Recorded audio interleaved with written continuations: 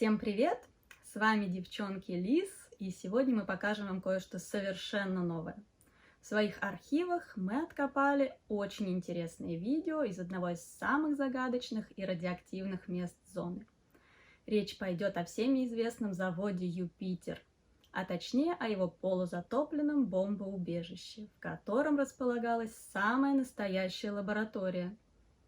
До аварии на Чернобыльской АЭС на территории секретного завода Юпитер разрабатывали военные компьютеры, черные ящики и прочие штуки для оборонной промышленности, а также некоторые до сих пор неизвестные предметы. После аварии в стенах радиозавода расположилось предприятие «Спецатом», которое занималось разработкой и испытаниями роботов для использования их в сильных полях радиации для ликвидации последствий аварии. Подвал Юпитера, как и подвал медсанчасти 126, знаменит тем, что там находятся очень радиоактивные вещи.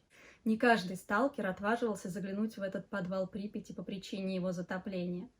Мы же спустились в это жуткое место, в котором до сих пор хранятся пробы грунта из различных мест зоны, множество химических реактивов и препаратов, а также таинственные ящики с очень радиоактивным содержимым. Подвал является собой большое бомбоубежище. Оно стало идеальным для разработки и испытаний самых различных дезактивирующих средств. После того, как Юпитер забросили в начале 2000-х годов, лабораторию также оставили вместе со всеми химикатами.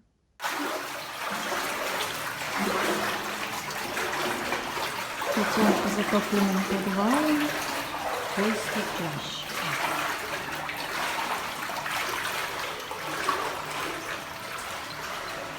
Наверняка каждый сталкер хоть раз задавался вопросом, что же за таинственные ящики с серым песком хранятся в заброшенных подвалах завода. И почему же они так сильно фонят? Ликвидаторы Михаил Буков и Николай Чужиков, занимавшиеся в зоне отчуждения в конце 80-х годов дозиметрии, сумели прояснить загадку радиоактивных ящиков подвала Юпитера. Из рассказа стало понятно, что эти свинцовые ящики, как они их называли домики, были специально сконструированы и служили для перемещения различных высокоактивных материалов, проб грунта из-под реактора и других радиоактивных находок в помещении лаборатории для дальнейшего изучения и замеров. В своем рассказе дозиметристы-ликвидаторы упомянули, как однажды их вызвали в медсанчасть 126, так как кто-то из работников зоны отчуждения обнаружил крайне радиоактивную находку и получил бета-ожог кожи. Оказалось, что в помещении приемного покоя находился костюм пожарного, который прибыл в больницу в ночь аварии в 1986 году. Отрезав кусок и поместив его в свинцовый домик, радиоактивная проба была доставлена в лабораторию, где дозиметристами был произведен замер.